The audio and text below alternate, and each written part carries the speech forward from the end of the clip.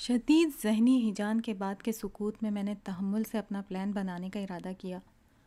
تو اب اتنے برس کے بعد مجھے اپنی امی کا فلسفہ اور حکمت سمجھ میں آئی، جب میرے اپنے بچے بڑے ہونے لگے، کہ ہمارے بچپن میں اگر کوئی نامناسب پروگرام ٹی وی پر آ رہا ہوتا تو وہ اور والدین کی طرح کھٹ سے ٹی وی بند نہیں کرتی، بلکہ اتنے کیڑے نکالتی اس میں کہ بچہ خود یہ فیصلہ کرتا کہ اس کے فارغ وقت کا مصرف اس سے بہتر بھی ہو سکتا ہے، اور وہ ٹی وی خود بند کرتا۔ پھر اگلی بار جب کبھی ایسا کچھ ہوتا تو وہ بچہ اوروں کو گائیڈ کرتا۔ یہی کام وہ گانوں اور فلموں کے ساتھ کیا کرتی۔ ایک تو بہت ہی سلیکٹڈ فلمیں دیکھی جاتی، لیکن کہیں نہ کہیں اس زمانے میں بھی گڑبڑ ہوتی تو موقع بموقع بڑی دانش مندی سے ڈسکس کر کے اسے ادھیڑتی رہتی۔ اس طرح بعض اوقات تو مزہ ہی کرکرا ہو جاتا، لیکن دور رس نتائج یہ ہوئے کہ ہم بچپن سے ہی گانوں کے لیرکس اور لچر پن کے مابین فرق کر سکتے تھے۔ اور اب میرے سامنے بھی یہی ایک راستہ تھا کہ جو شاہراہ میں نے تعمیر کی تھی اس سے رفتہ رفتہ خود ہی غیر محسوس طریقے سے اتنی تنگ گلی میں بدل دوں کہ اس میں گھٹن کے باعث بچے اپنا رستہ بدل لیں۔ اور یہی ہوا۔ اللہ کا لاکھ لاکھ شکر و احسان کہ پھر بہت ہی جلد سب بچے ان ڈراموں سے اکتا کر مثبت تفریح کی طرف چلے گئے۔ وقت گزرتا رہا، زندگی چلتی رہی، ہم کینیڈا آ گئے اور یہاں بھی 2 سال سے زائد ہو گئے ہوں گے، لیکن شکر ہے کہ یہاں کی ہوا سے اللہ نے بچا کر رکھا ہوا تھا۔ چھوٹی والی 15 سال کی ہو چکی تھی اور ماشاءاللہ اس میں عمر سے 10 سال زیادہ میچورٹی ہے۔ اس عمر کے بڑھتے ہوئے بچے ذہانت کے ساتھ خود اعتمادی بھی رکھتے ہوں تو ان میں ایگریشن بہت ہوتا ہے، اور اس کو سختی سے دبانا یا پھر ان کے ذہنی رجحان کے بالکل برخلاف زبردستی کچھ کروانا انہیں فرسٹریشن کی طرف لے جا سکتا ہے، اور وہ خود والدین کے لیے خدا نخواستہ ڈپریشن کا باعث ہو سکتے ہیں۔ یہ وہ دور ہوتا ہے جہاں والدین کو رازدار دوست سے لے کر دست دراز سخت گیر حاکم تک کے تمام کردار بیک وقت نبھانے پڑتے ہیں، اور ان کے بدلتے کرداروں میں مستعدی کو ان کے بچوں سے زیادہ اور کوئی مانیٹر نہیں کر رہا ہوتا۔ بس اسی دور پلسرات سے ہم بھی گزر رہے تھے۔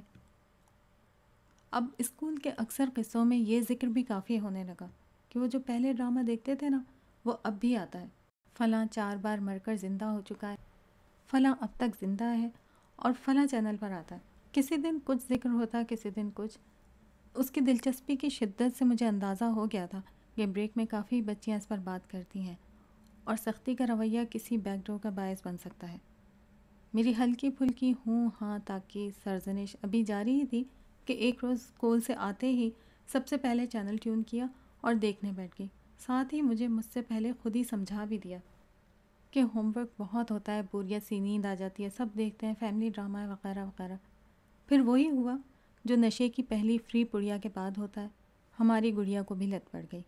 ایک ڈرامے سے بات شروع ہوئی تھی تو ایک اس کے پہلے شروع ہونے سے ذرا لگ جاتا اور دوسرا اس کے ذرا دیر بعد لگا رہتا۔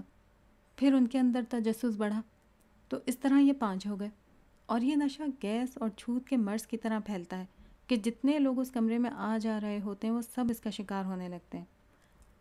کبھی کوئی کھانا لے کر بیٹھ جاتا تو کبھی کوئی بس کے انتظار میں زار زار رونے والی معصوم ہیروئن کا درد بانٹنے، اور وہیں گلوڈ ہو جاتا۔ میں نے اللہ تعالیٰ سے مدد اور ہدایت کی دعا کی، اور اس سیلاب میں ڈوبتے اپنے بچوں کو بچانے کی نیت سے میں بھی اس میں کود پڑی اور ان سے زیادہ دلچسپی سے یہ سب دیکھنا شروع کر دیا۔ شروع میں بچیاں بڑا مذاق اڑاتی رہیں کہ پہلے آپ خود منع کر رہی تھیں اور اب سب سے زیادہ شوق آپ کو ہو گیا۔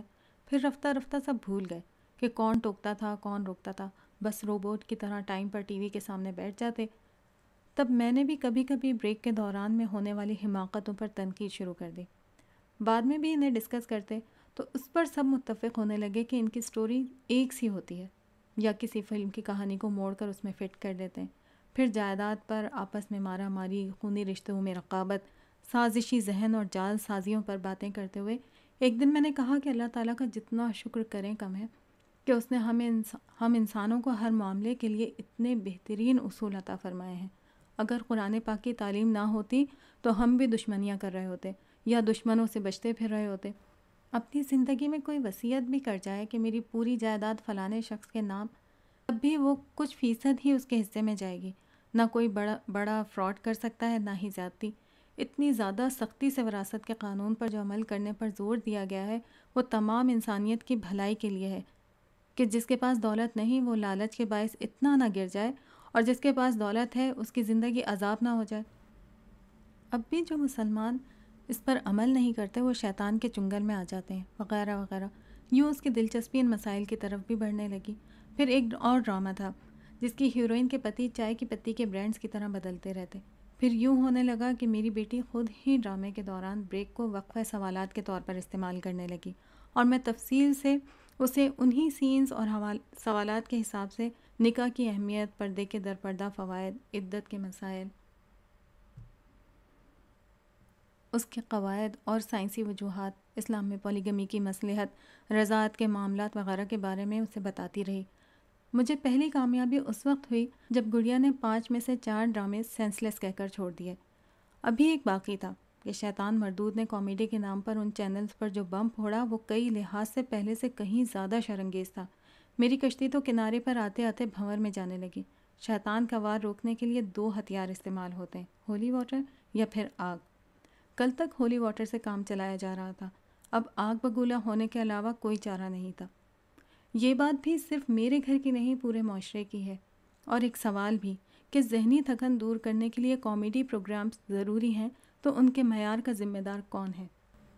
سو کالڈ پڑھے لکھے لوگ کل تک فرشتوں، جنت اور جہنم کے مذاق کرنے سے باز نہیں آتے تھے، اب تو نعوذ باللہ اللہ تعالیٰ کے بارے میں۔ پھر ستائش کے طلبگار بھی نظر آتے ہیں۔ برق رفتاری سے انٹرنیشنل میڈیا کے ذریعے لوگ یہ جوکس کے نام پر خوب داد اور دولت سمیٹ رہے ہیں۔ وجہ شہرت ہی بعض کی یہی ہے، اور باقی دنیا ان پر ہنس ہنس کر لافٹر تھیراپی کر رہی ہے۔ ایک مسلمان زندگی میں بہت قربانیاں دیتا ہے۔ رزق حلال کا حصول ہو یا شہرت کے راستے، اگر ایمان پر بات آئے گی تو وہ رستہ بدل لے گا۔ غیبت سے بچتا ہے، حسد سے بچتا ہے، جھوٹ اور رشوت سے پرہیز کرتا ہے، ڈریسنگ میں سطر کا خیال رکھتا ہے، یہاں تک کہ ننھے سے بچے کو اگر کینڈی میں حرام اشیاء کا پتہ ہو تو وہ بھی اسے نہیں کھاتا۔ لیکن تفریح، اس مد میں کس کے کتنی مدت کے اعمال مٹھی میں سے ریت کی طرح پھسل جاتے ہیں نہیں معلوم۔